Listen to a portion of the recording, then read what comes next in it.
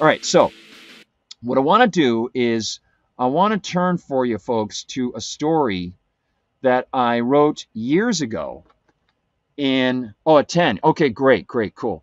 Um, this is a story I wrote years ago for a charitable anthology that was going to be called Brixton Hero.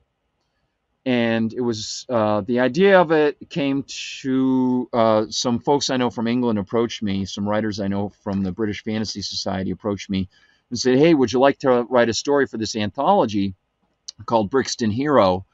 And it's going to be in honor of David Bowie, and we're going to give money to a charity. And I was like, "Oh yeah, I'd love to." And at that time, David Bowie had passed away. It was just a few weeks after he had passed away, and I had seen, excuse me, a number of his the final two videos that he did, which were so unbelievable, just incredible videos, and especially Black Star. And so I thought, okay, I know that he was very into the esoteric and stuff like that, but I saw when he died, as I've mentioned before, his wife, just shortly after he passed away, put out God is Real with a capital G, and it had some pretty heavy Christian implications in my eyes, and I might have been, misreading it, but I was like, wow, this is a guy who was, a fan of Aleister Crowley, and if you watch the Black Star video, this is what's so key. If you watch the Black Star video, he mocks himself. He mocks his own ego from back in the 70s. He gets dressed up in this outfit that he had on the back of one of his albums, which was very much in the theme of occultism and Aleister Crowley back in the 70s. And he's in this sort of like pajama thing that was weird on the back of this particular album. He gets back into that outfit, and he's in this triangular pyramidal type thing. And if you watch the video for Heroes, and then you watch the video for Black Star, and then you go back and watch Black Star, watch Heroes, and then watch Black Star again, it will really open your eyes as to what he learned as he became older and realized that he is just another human being. He's got frailties, and he's a creation of God. Because he has, in the Black Star video, he has this conversation between him and God.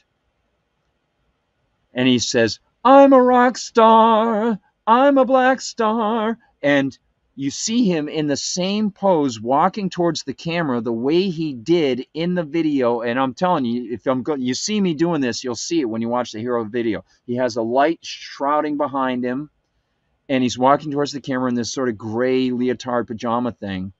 He does the same thing in the Black Star video, and he's mocking himself from the 70s. "I'm a rock star, I'm a black star." God speaks, and he says, "You're a flash in the pan.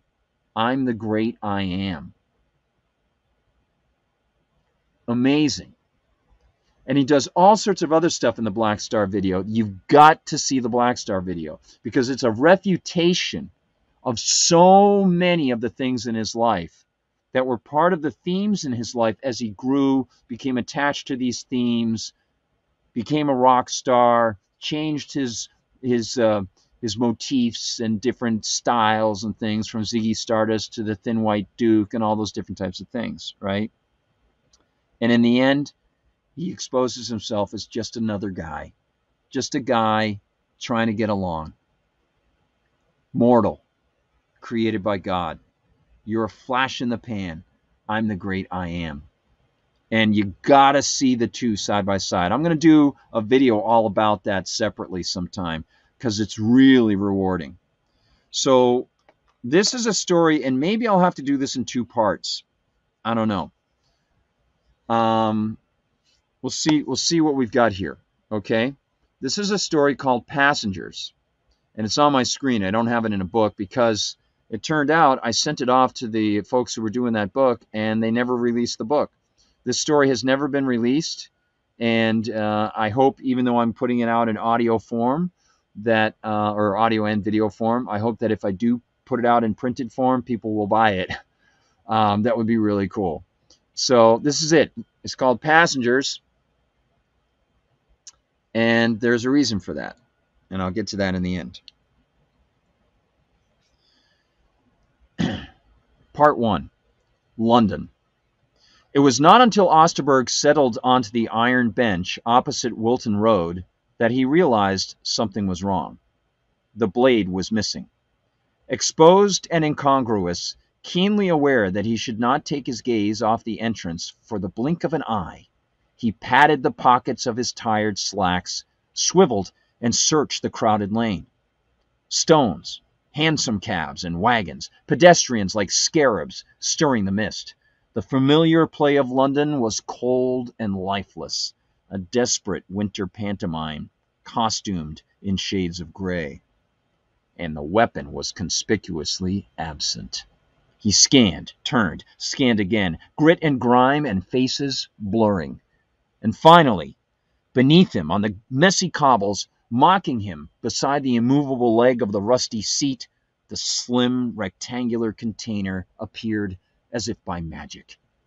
He set his jaw, leaned, scooped, and stuffed it, damp grime and all, into his chest pocket. Then he regarded the entrance once more.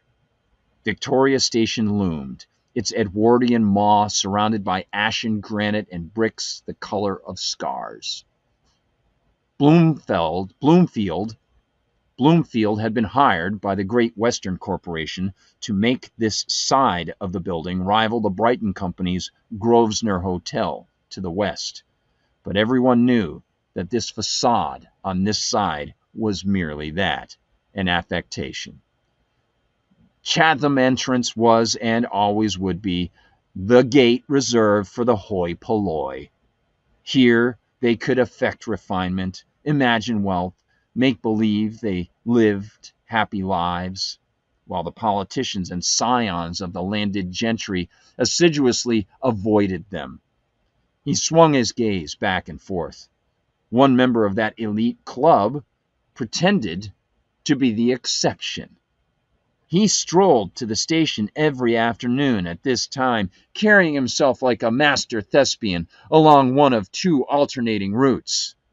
Today he would approach from the north, smiling, charming, showing off his ostentatious, bespoke Deege and Skinner topcoat like a royal vestment. And the locals would welcome the two-faced populist like a brother, this politician who weaved patriotic spells and conjured heroic illusions to further his agenda and line his silken pockets. They would embrace the monster whose smile was poison and whose handshake was death. They would embrace the thief who nodded and grinned and tipped his perfect top hat at the very subjects he plundered. Osterberg stared, mind burning with contempt, his soul a furnace where resentment glowed. He twitched to rise as the last of his bonds began to break, but he held himself in check. Gallipoli had tempered his consciousness. Mesopotamia had transformed. London Hospital and Lucy had rendered what was left. He understood the musical notation of control and distance, disassociation, and improvised emptiness. He was a master of the elemental act of fooling himself, calming himself. And so he breathed slowly, seeing the steam emerge, stark and lonely and billowing like crematory fumes. The timetables had been checked, the preparations made. G.E. Milner could smile and greet his patsies all he wanted, but a man of the people was just a man, and soon he would no longer be surrounded by the people.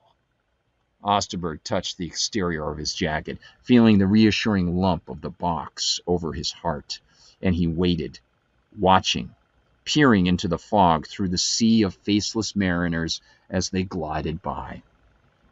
Very slowly, a distant darkness coalesced. Part 2. Gallipoli. "It's coming for me, Captain!" "Shut it! Shut it, Burns! And fetch me a torch, Osterberg! Jesus Christ, I can't see this guy for shit. Tim scrambles over the bodies, the fecal, bloody mud, the rocks and boxes in the trench until he touches the icy surface of their last electric lamp. Its light is meager and wavers in his hand. He's wearing a top hat and spitting rounds, Captain. I can hear the bullets now. Lomtic Krovikot. What's he saying, Captain? How the hell should I know? He's loopy from blood loss. Give me that lamp before the battery's gone. You keep your head down, Burns. They're ripping the air, Cap. Mercy Duklitzo. Bite this, Burns. Christ, Osterberg. Christ, he's dying. Hold him down. I can't, Cap. There's too much blood. Hold him or he'll die. I've got to do this. On the count of 3. The blade flickers like a film projection under the fading illumination. Then it's gone, and Tim feels the thunder that brings no rain, the deafening ordnance that bellows like a beast. He sees the sky blush red across the scene, leans on Burns's leg, grips as best he can above the gushing knee, and for an instant, as the captain plunges the serrated blade into the flesh and Burns looses horrible screams upon the night, Tim notices something from the corner of his eye. A silhouette, standing in long coat and top hat, beyond the rim, over the top, upon the hungry earth. Part 3, London. The politician, oh, by the way, that's all in italics, so it's like flashback action. Flashback to Gallipoli. Part 3, London. The politician met the great unwashed with his usual aplomb and seeming respect. He paused for a moment, doffed his hat, shook a few hands, and strolled toward the entrance, facing west, away from his unknown pursuer. Osterberg followed, feeling the liberation in his movements and a sense of concrete inevitability with each swift step. This was right. This was final, and nothing would stand in his way. They passed into the cauldron where wool met cotton, and black, gray, green, and brown changed positions as if choreographed by an unseen hand. Leather clapped stone and concrete. Loud voices buzzed, and bat-winged vaults of iron and steel shot to a heaven of hazy, greasy glass above. There was something almost supernatural about this enormous chamber, something in its impossible architectural achievement that struck him as dangerous and boastful. But he kept those sensations at bay and focused on his plan. Milner would pass the empty Arbre de Vries fruit vendor in a moment, on his way to the ticket window and the newsstand. And then the politician turned and, surprisingly, disappeared into the loo. Osterberg stopped and stood, monolithic, while the throng ebbed and flowed around him, and the sounds of whistles and announcers echoed off the walls. He did not panic. There was no back door to that room, and no window through which Milner could climb. Likely, the man merely had to relieve himself, which was good.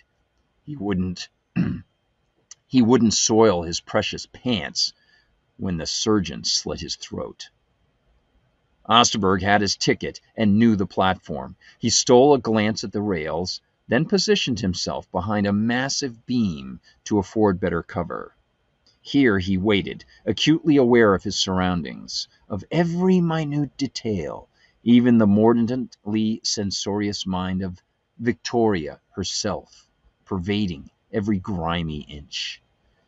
He had made many visits preparing for this day of execution, and come to realize that something adversarial lived here. It lurked in the shadows and alcoves, peeked from behind the walls. Everywhere he felt the press of patriotic slogans and flags, colors marching dimly, revealed in the small banners and lapel pins of passers-by. This was the place where uniformed soldiers embarked and returned, where their loved ones came to see them off or welcome them home. It was a cathedral to the religion of national pride. And he, Osterberg, had become an apostate. He might be the only one who could see that the posters were worn, the expressions no longer ebullient, the flags lacking their sheen. What had sprouted with celebrations full of pomp and circumstance, packed with patriotism and nervous energy, had ripened to rot. After 2 years, the lines of noble, eager young men and their families had become parades of the grotesque, closed circuits of naive bucks marching off to redraw borders and landscapes with fire and lead and mountains of dead, only to return haunted and shattered remnants, like badly broken toys. He had cared about them once. At least, he thought he had. Time and unfulfilled expectations tended to remove a man from himself, made him see his life from afar, as if a doppelganger standing on another platform, bound for destinations unknown. Now he perceived them all uncertainly, through cloudy lenses, and all these people's tears and wounds and screams, all those tragic deaths in distant lands, were becoming vague abstractions. And all his medical heroics to save them, they seemed insignificant compared to his greatest failure here at home. A train shook the ground behind him, approaching platform 23. This was the 1640 to Bristol Temple Meads, and it moved with doors open and soldiers filling each space. The locomotive lumbered under the great canopy like a dying dragon, ready to spill its innards. But the station callers had said nothing over their new electric loudspeakers, and the checkerboard tile of the bathroom entrance remained empty. Milner should have been halfway to the platform, or hearing an announcement to spur him out of the loo, at the very least. But the train rolled closer, and the announcers said not a word. Osterberg ran the back of a hand across his forehead. He had to get aboard that train and get into position. But what if it left without his prey and ruined his plan? This was his only chance, and Victoria knew it. She was behind this glitch, making her presence known again, trying to stop him. He had known for a long time that the established order was against him, that something was amiss in England. But he was alone, and he did not know how to fight it all. His solitude was pronounced, and Osterberg continued to wait, watching the train creep closer. Part 4, Mesopotamia. Again, flashback. "Why the hell are you still up, boy?" Tim shoots to his feet and offers a stiff salute. "I couldn't sleep, Captain. Figured I'd smoke one and look at the stars before we roll." "We roll in a few hours, Lieutenant. I need you sharp as a scalpel tomorrow." "I know, sir. I'm sorry." He bends to extinguish the cigarette against one of the big sandstone blocks of the ancient wall, but Captain Reed lays a meaty hand on his shoulder. "At ease, Osterberg. Don't waste that. In fact, if you've got another, give it to me. I could use it." He reaches into his shirt pocket and pulls out the fraying paper pack. 3 left. Who knows when they'll get any more. London barely keeps the boys in rations, let alone tobacco. "Didn't know you smoked, Captain." Reed takes one, sits on the wall, and strikes a big Zippo that momentarily turns the bluish black of the chilly desert locale into an orange still life. He knits his brows as he draws the flame close to his grizzled, greasy face, pulls the fire into the tube, and lets the lighter die. "I used to smoke back home. Then they started calling them death sticks around the hospital, and I decided to give them up." Osterberg takes another drag. "Can't have doctors being bad examples, eh, Cap?" "Oh, I'm no example, Osterberg. I just figured it was better for my health to stop. Now?" He sucks at the cigarette, making the embers glow. "Well, I figure It doesn't make much damn difference. Osterberg looks at him and sees something in the fading light. What do you mean, Captain? There's something frightening. It's in the glistening eyes. I won't be going back, O. His superior pulls another drag and blows it into the night. For a moment, the air smells colorful and perfumed, like a memory of home. It's the scent of his father smoking his pipe in the garden, the smell of a pub in Soho at the strike of midnight. It's not this god-forsaken sore on the ass of the earth. I don't understand, sir. Reed nods. Yeah, you do. He adjusts his position on the big stone rock. I'm not going to survive, Tim. Of course you will. We made it out of Gallipoli. True. And you did good work there. You've got a bright future when this insanity stops. He chuckles, a coughing sound bereft of mirth. I should say, when this insanity is replaced by some other goddamn nonsense. I want you to make it home and use your goddamn skills back in London, O. I replaced one swear with goddamn. Sorry, I did that twice. I want you to go back home and use your damn skills back in London, O. Go to London Hospital and tell them I sent you. So O says, well, you can introduce me to the board, sir. A shake of his head and a short puff. No chance, O. This is my last tally-ho. Oh, that's silly. The captain grabs his arm. Listen to me. I'm not going to make it. Remember the crazy things Ray Burns said when we removed his lower leg? Remember how he said somebody was coming for him? That flash in the darkness. Yeah. Well, he was right. Captain? No. I've seen him. Coming my way. He turns and his eyes glint orange in the starry night. You've seen him too. Captain! You have, I can tell. You saw him up there on the field the same as I did that night, and he was coming for one of us three. We saved Burns, so there's just you and me now, boy. The cold desert wind suddenly has sharp, cutting teeth. Don't be daft, Captain. All I saw were explosions and smoke playing with my eyes. It was nothing. It's not nothing, Osterberg, and it's coming for you. You haven't done the... Oh, sorry. It's not nothing, Osterberg, and it's not coming for you. You haven't done the things I have. What are you talking about, sir? I've been out here longer than you, O. Time on the front, it does things to you. And then you do things in return, for favors, to live. Things you can't take back.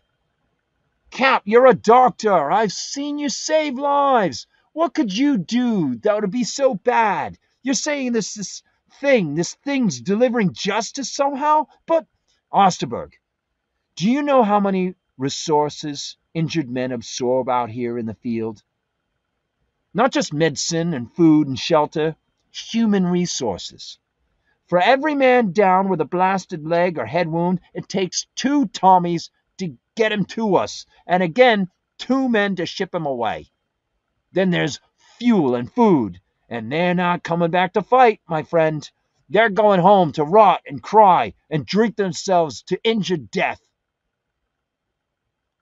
Why are we here, O? It's all a steaming pile of shit. Just a big rugby scrum to entertain people far away and sell weapons and fuel and take our women while we're gone. It's horse shit. With all due respect, we have allies, Captain. We have treaties. Arbitrary lines, they move one way and the next. We've been taken for a ride, kid. And he shakes his head. Right, look. I followed their orders, Tim. When I was on my own, to save us the trouble of moving the wounded and save the stuffed shirts, save them the publicity of the injured men limping through Trafalgar, I did what they told me. Tim feels a cold bite. You understand what I'm saying, boy? I did what they told me. I followed their orders. I saved 'em the trouble." Tim stares at the dark ground. His commander stands, puts the cigarette in his mouth, and places a firm hand on the young man's shoulder. "You're a good kid, Osterberg. Don't let these hells burn your soul. Don't confuse courage and callousness. It's—" And then he lets go. "Look, just get out while you still know the difference, kid." He nods at— I added the kid, sorry. He nods at Tim. Then he takes one last drag, flicks the remains, and walks away. Osterberg sits on the ancient stone that was cut and moved by hands long since turned to dust, and he closes his eyes, letting the cigarette sit loosely between his fingers. He stares at it a moment, wondering about its origin. The distant tobacco fields, verdant and wide, the open sky, reaching to space. Then he crushes it against the rock and heads back to his bedroll at the far end of the camp. He has only taken a few steps when he hears something. The lonely, pitiful report of the captain's old revolver, crying once and dying in the absorbent black dunes. Part 5, London. The whistle blew and the cars slowed. First from the arriving multitudes jumped an excited Tommy who might have been back from the Somme. The slender infantryman shot from the locomotive like an acrobat, shouldered his pack, and slipped into the milling crowd. More troops followed, some healthy, some hobbled, hurt, bandaged. Some met friends or family. Others left the train by themselves or with fellow Tommies, and they all drifted east, toward the doors and the London they had not seen in a year. Osterberg had witnessed it before, had seen the marches of wounded in locales he wished he could forget, and early on he had led himself to believe he was elite, that his skills could grant him the power to exult in fending off death. Through divine operations, his will could rob death itself. He was a human blessed with godlike magic. 2 years after he joined their number, he realized he was wrong. The cluster of soldiers progressed across the station, splitting, mixing with civilians, stopping and starting again, until, silhouetted by the dying light of the afternoon, they disappeared into the future. It happened much faster than Osterberg had anticipated, and in a moment, passengers were lining up to board the empty vessel. But Milner did not emerge from the loo. The first soldier from the train met a pretty blonde woman and a child, a little boy, aged perhaps 5, lifting him with one arm, wrapping her in the other, and bringing them close in a life-affirming hug. Osterberg turned his head, focused on the bathroom entrance with a conjurer's eyes, but no one appeared. He sensed the weight, both physical and spiritual, of the blade and the hypodermic, one in each pocket, and felt the slippery footing of doubt for the first time. He had to tread carefully to maintain his courage. Then, movement in the farthest corner of his vision, at the ticket booths. The politician had rejoined the plebes and was stuffing his pass inside his coat, lifting his briefcase, making his way toward the tracks. His deliverer glided behind. Osterberg watched as he moved, and watched every inch of the way. The jostling crowd was slow. Of course, his deliverer being Osterberg, sorry. The jostling crowd was slow and nearly impenetrable, a mangrove flooded with civilians who seemed to have lost the ability to be civil. They thickened and pushed and gave Osterberg the cover he needed. Milner reached the fifth-to-last car of the 1640 some 10 feet ahead of him and took the steps. The machinery was dirty. The machinery was a dirty, weak relic from the 19th century, but it still retained a certain charm. Many of the old trains still did. Like Lazarus, they'd been resurrected with the press of the war. Resources such as iron, steel, glass, and even paint were as dear as citrus and meat, so the rail corporations found it more economical to call up or cannibalize old standbys when repairs to the newer carriers came due. Often the trains were cobbled hodgepodges of old and new cars, led by coal engines that had been the staple of the industry only a decade earlier. But this train was whole, a throwback to the pre-war era, and it inspired the gut-wrenching anxiety of waiting for military transports, hours and days moving station to station through the fields of France, the mountains of Spain, into Turkey and the Middle East, loading and offloading medical supplies and dying sacrifices to Mars in the form of human beings.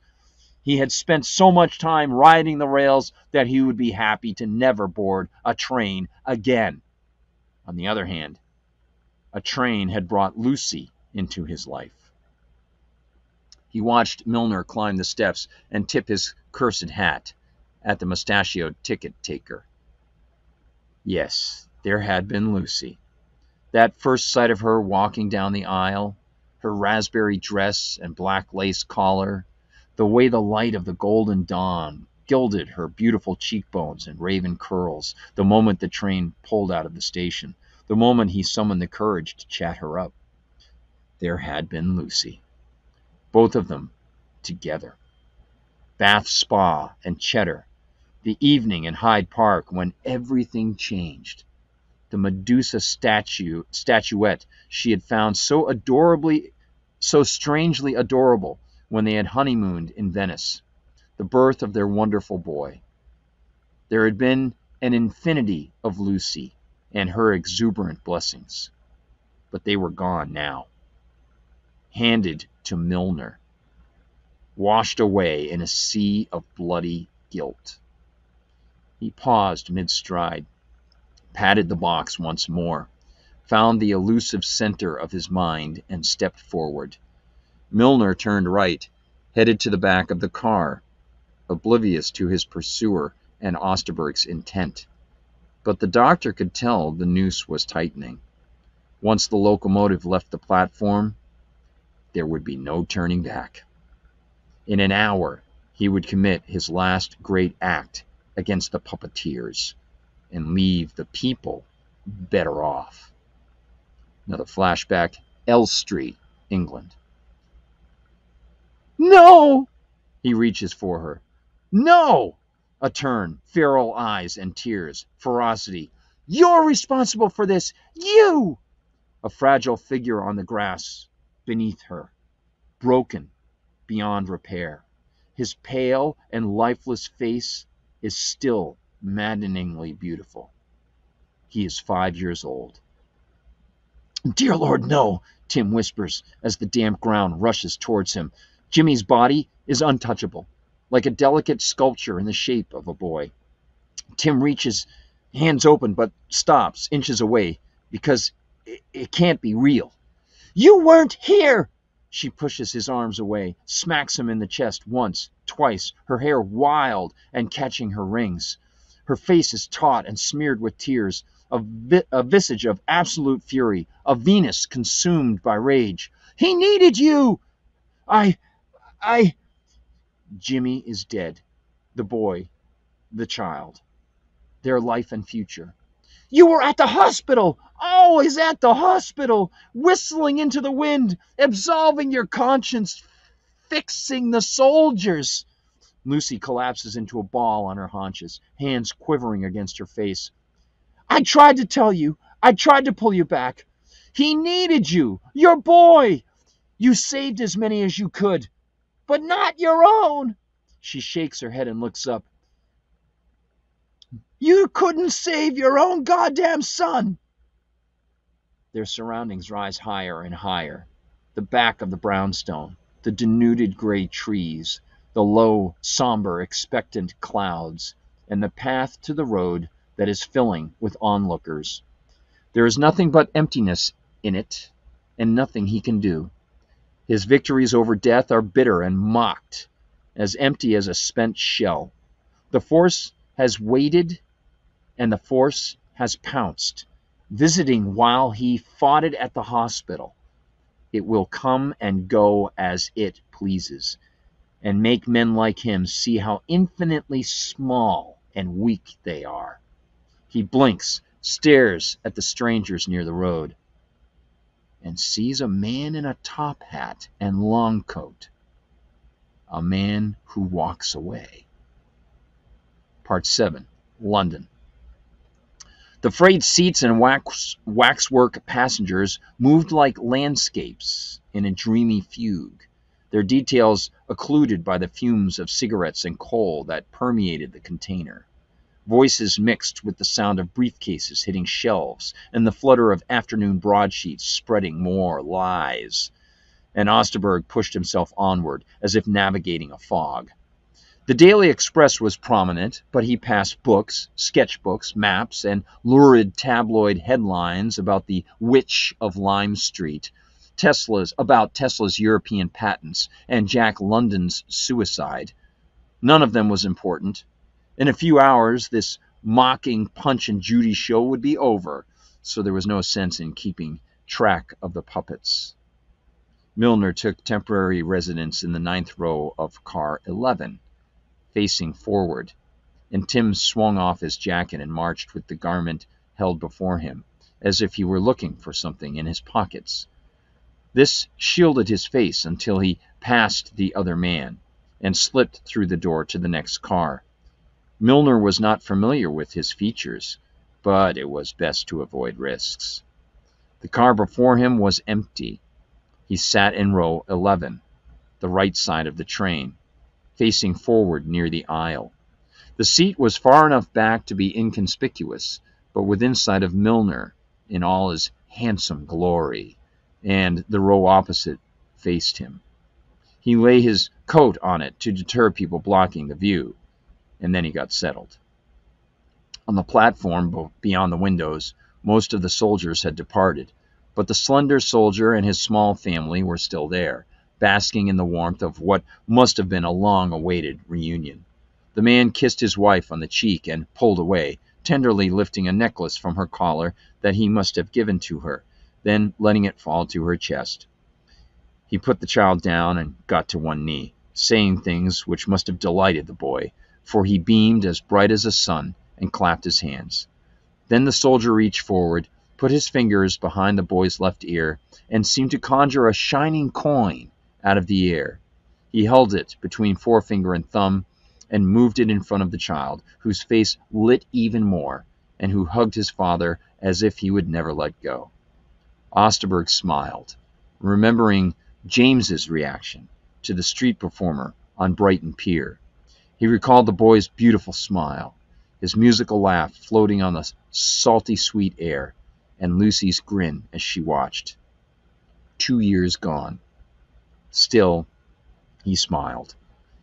And as the whistle blew and the ticket takers hollered things he couldn't decipher, and the train made its first mighty lurch toward history, he closed his eyes, leaned back, and very slightly shook his head. He would never know why.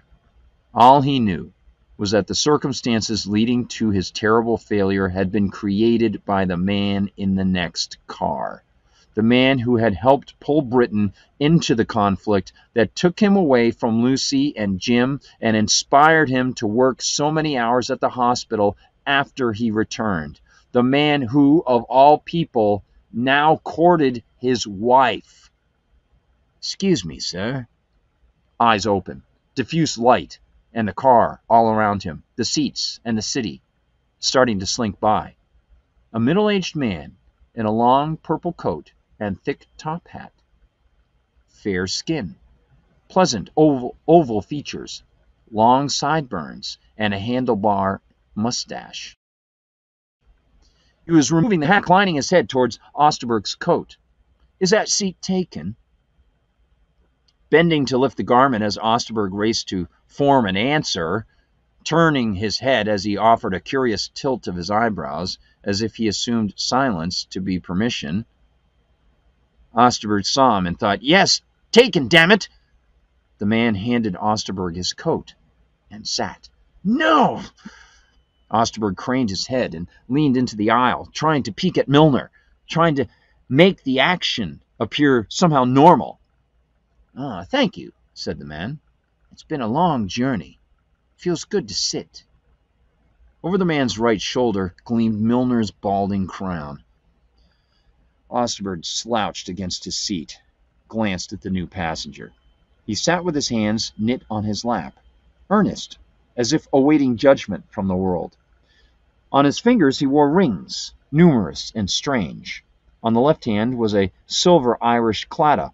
On the right was a larger ring depicting a cheetah, its proud head facing out, fangs bared, ruby eyes catching the dull variations in light as the distinctly British buildings and clouds marched by.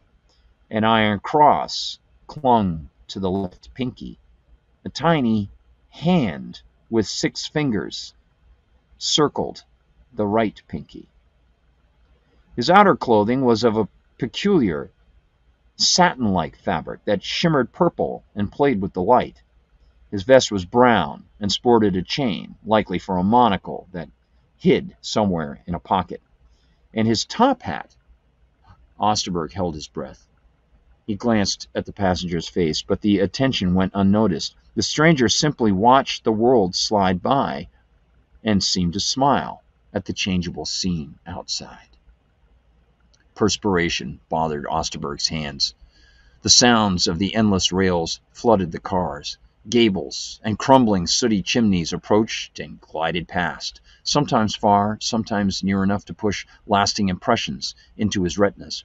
Gray clouds and crooked tree limbs flashed quicksilver in the interstices. Then the train was rolling on an elevated berm, and the city resolved into office buildings, brick row houses, parks, gravel piles, and naked construction. The man seemed to follow something as it passed very far away. Then he nodded and smiled. "The great work is nearly done," he said. "What?" The stranger was calm, nodding again towards something in the distant line of buildings and trees. "The gate." Osterberg looked in that direction. All he could discern was a gloomy park with some sort of columns along a wall at the far end. In a heartbeat, they were lost. "Ladbroke Grove, a memorial gate for the casualties of the war. I see a great many memorials in my travels, each portrayed as the last memorial, until another is needed." He scanned the horizon as if wandering in thought, then seemed to come to his senses. He smiled at Osterberg and extended his right hand. "I apologize, sir. John Watson, entertainer." Osterberg shook and quickly let go of the hand. That name bothered him. The other chuckled. "Yes, like the Doyle character, a pseudonym. I've had many. People in Constantinople and the Foliot Isles know me as Lord Lessingham. In Berlin I am the man who fell. In New York I am Hermes or the Duke. But here in Britain I bill myself as Colonel Piatt or John Watson." He grinned. "You are a doctor." Osterberg squinted, and the other man smiled, inclining his head towards his counterpart's hands. "Iodine stains are on your fingernails and on your sleeves, sir. You are a surgeon, I would guess." "Correct." "Have you seen action abroad?" Osterberg bristled, glanced at Milner's head once more, and clenched his coat. "I don't want to talk about it." "Certainly. I'm sorry for being impolite. You are back in London now, safe. Perhaps still helping the Tommies." "I do what I can." "I admire that. One's soul can be burned by marching through hell. A man can make bad decisions. But you continue to do what is right." Osterberg felt the weight of the blade. "Yes." "My father always stressed the importance of such a mindset." "Well, good." The other man laid his hand on the top of the hat, seeming to think. "And I've tried to follow the advice. It is difficult in my line of work." "I see." Osterberg was ready to let go. He wanted silence. Something about this man unnerved him. His clothing was upsetting. His stare was piercing, his attitude presumptuous, and his words. He let the train rock and sway, focusing on the plan, on Milner, the blade, and the cut. Only an hour left. A few stops. Then the walk from the station along that black path near the canal, the cut, and the end. He had to remain focused, maintain his courage. Yet he could not help but think about Watson, a few feet away, staring out the window at the November dusk as it crept closer. He could not help but think about that hat and those words. Minute by minute, stop after phantasmic stop, time and space raced. The train grew less crowded, and still that man Watson did not move. The unnerving feeling did not dissipate. If anything, it grew stronger and more demanding, until Osterberg shifted, feeling uncomfortable in his seat. "Mr. Watson," he found himself saying, "you say you are an entertainer. What exactly do you do to entertain?" The man took a moment to peer at him and smiled once more. "I think you can guess," he said, more than a hint of accusation in his voice. The insinuation and amusement were palpable. "Indulge me." "Of course," he said. "I, sir, am a trickster, a mesmerist, a master of legerdemain, what the genteel public benignly calls a professional magician." He turned over the hat to withdraw a business card, held its face to Osterberg, then flipped it around. On it was written, "The Occultationist." That's all that said on the front. That's all it said on the front. And on the back was typed an address in Brixton. Osterberg accepted it. But when he inspected the front of the card, it displayed a tarot image of the magician in his red and white robes and Ouroboros crown. "A fine trick. I wish you luck utilizing your talent." "Oh," said Watson, "I'm not so unique. I believe everyone has tricks up his sleeves. Don't you agree?" "I have no idea." He smiled. "None?" "No." He leaned forward, conspiratorial in his bent spine and his knit brow, his vest folding and his jacket shining like a lilac in the sun. "You, who have brought men back from the precipice of death, do not believe in magic?" Osterberg shifted in his seat. "I did my job, that's all." "Did? I take it you think your job is done," the other said. "Please, sir, I am sorry if I pry, but how many men do you believe you saved in the field?" "I didn't count," he grumbled. "And I don't know whether I really saved any of them." "But it is a doctor's duty to save rather than destroy. Surely you know the difference. Hippocrates set your standard, and you took an oath. First, do no harm." The tug of disquiet is there once more. He did not want to feel that. Watson strokes his mustache. "I wonder how a healer navigates the quandaries of the front lines, treading water in a sea of death and pain, knowing that it might be better to allow a wounded man to die than to have that man become a burden to the others. Such are the circumstances of the commons, I suppose, where individuality is sacrificed for the sake of the larger whole, where free choice is subsumed beneath the priorities of the polis, as determined by the rulers." He paused, closed his eyes as if feeling pain, and shook his head. "I apologize. Perhaps you hold a different view." Osterberg felt the press of his gaze when the man's eyelids reopened. "I do not disagree." The magician nodded. "Then this is a rare meeting." He spread his fingers wide. "Nationalism, patriotism, the worst tricks ever invented, played on everyone. I've traveled the globe and witnessed their terrible consequences. I've seen the decimation of the Zulu, the destruction of the Navajo, the blasphemous crimes of the Belgians in the Congo, and I have heard Oxford professors with short memories say these pathologies are simply large-scale versions of tribalism. But tribes were never so destructive. Never have so many lives been sucked into this kind of wicked madness. They tell us this will be the war to end all wars, sir, but that is a lie. They tell us that this evil conflict arose because of cultural differences. Such nonsense is an excuse concocted by those who grow rich off the state and its aggression.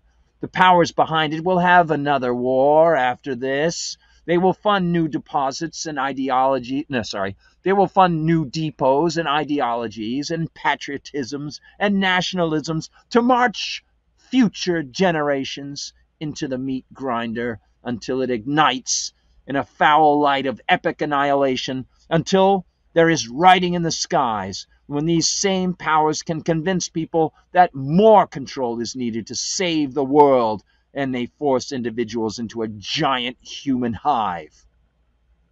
His fist was clenched like a cudgel before him, and he looked at it, seeming to notice for the first time. But he did not relax it. He inclined his head towards it. Every man has tricks up his sleeves, sir. It is up to each of us to be sure we use them to beneficial ends. Then he opened his fingers, and a coin appeared in his palm. This coin inspired me to enter this field many years ago, or perhaps it will be in the future. I travel so much it becomes hard to keep track of time. As he had with the card, he held it up for Osterberg to see. On one side appeared the profile of a young man with sharp features. On the other was a strange, maze-like design. Neither was familiar. Yet, a street performer in Brighton gave this to me when I was a child. He smiled as he looked at it, then handed it to Osterberg. It was warm, as if an ocean-polished stone that had been heated by the Surfside sun. That coin was a revelation. That man seemed to create it. He simply pulled it from behind my ear, and in that moment, everything changed. My father was kind enough to recognize my fascination and bought a book of stage illusions and tricks for me later that month. Tim slid his thumb over the coin and felt its heft, so dense, as if minted from lead or some other heavy element, pulling down his hand. He bought you a book? Yes, Watson replied. Stage Illusions, Special Effects, and Trick Photography, published in 1893. Tim stared at the face on the coin. Yes. Thanks to my father, I found magic, and it has taken me places I never dreamed I could go. A boy's features on the coin, looking at him. But we were separated when I was young. Someone convinced him to join a war, like so many other wars. I have looked forward to meeting him again, talking to him, helping to usher him along his way, just as he helped me. But I also resented those who convinced him to leave, the men who sent the boys away. For a time I was enraged and confused, but as I grew, those emotions became as cold as the dark between the stars, replaced by a singular focus to administer justice. Osterberg heard. He stared past the magician, at Milner in the other car, all alone now. Just a few more stops. I had convinced myself that to be courageous one must exact revenge. I felt that I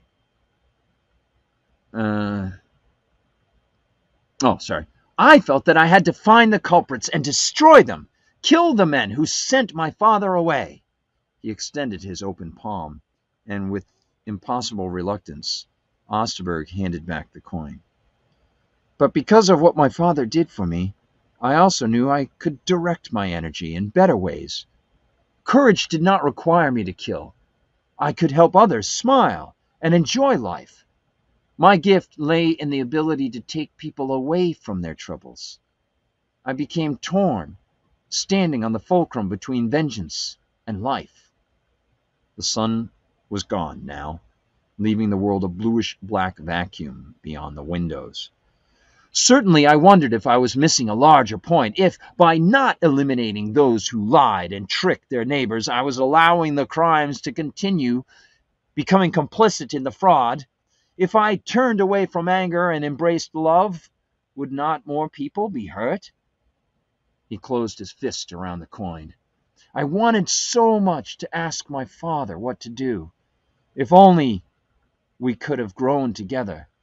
If he could have seen my success, my wife and daughter, and the things he handed down to me that I in turn gave to them. The train began to decelerate. Osterberg could discern low stone walls sliding by in the semi-darkness beyond the glass, the snowflakes softly descending from the November sky. He peered into the next car. Milner was on his feet, steadying himself as he headed for the exit. A few seconds would see him outside, turning right and walking by the canal. Osterberg had to get up, had to move before the man escaped. The train shuddered to a stop. Then I realized, the magician continued, my father had told me everything I needed to consider. Milner stood near the exit. Love never dies, said the magician. It is the only valuable thing we leave behind when we pass, and it is the only energy that can be created without transforming another kind of matter. Our senses of right and wrong, self-ownership, even respect, all stem from its inexplicable power. I pictured meeting my father someday, and I realized I had to show others the love he had shown me. I had to spread it, one person at a time. He looked at Osterberg as the silence cocooned them, and the door to their car hinged open. Outside, the snowflakes fell in leisurely corkscrew curves. A stone courtyard lay vacant and cold before a garden that stretched away into the night. And there were figures, perhaps not visually discernible, but perhaps so. They stood near a tree, or was that the snow painting images in his mind? And they seemed to be singing. Courage comes in many forms, sir, said Watson. If one is lucky, God gives him the time to discover what that means. If one is luckier, God sends someone to hold his hand along the path. He opened his fist. A scalpel lay in his palm. You held my hand even when you were gone, Father. Osterberg stared at the blade, felt the emptiness of his folded jacket, and lifted his gaze to meet that of the other passenger. Now let me take yours, the other man said.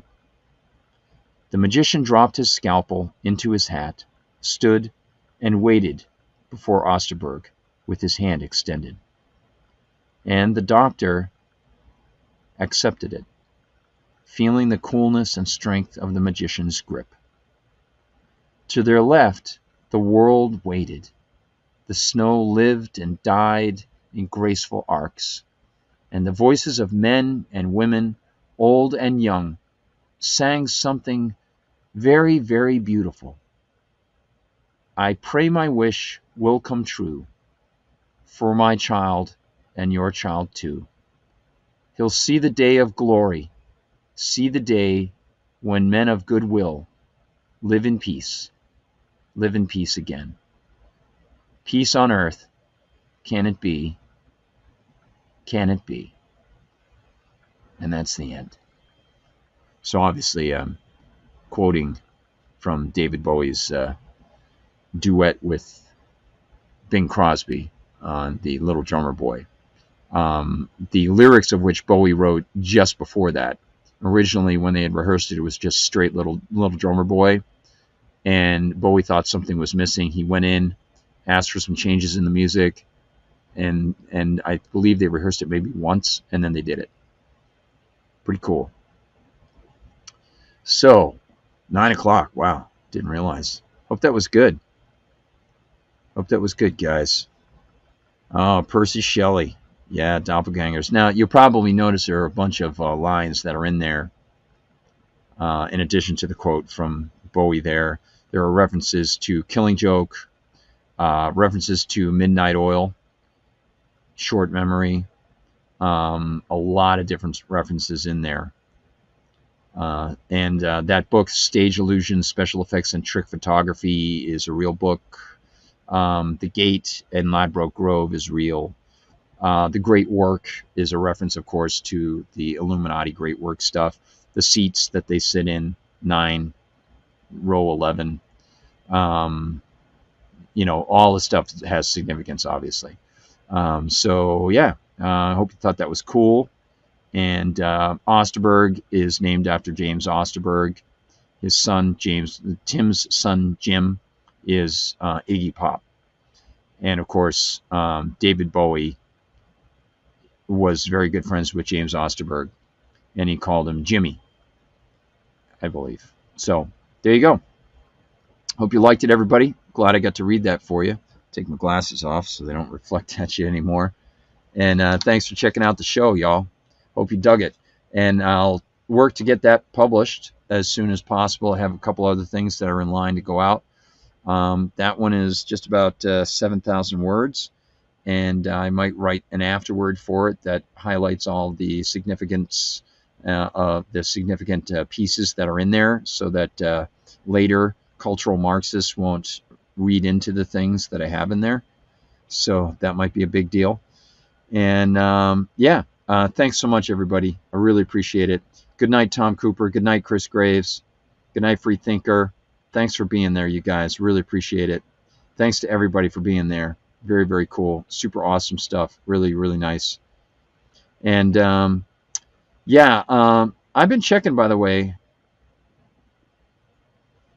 Chris, thanks. Needs to do a few novellas. Yeah, Chris, I've got 2 more that are supposed to be coming out very soon. One is called Gorge. That's the one that's set in Australia. That's actually the first novella that I wrote, and it got accepted, and then the publishing company never put it out.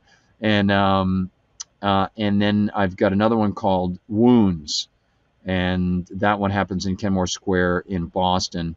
And yeah, so yeah, hopefully I'll get them out as soon as possible. So thanks, guys, and thanks for sticking with me during the glitch. Oh, by the way, there's the word glitch in there. That's a Killing Joke song. And his heart or his chest or his mind a furnace where resentment glowed. I had that line in there. That is a line from Killing Joke as well. Killing Joke, very well steeped in the esoteric and the occult knowledge and information.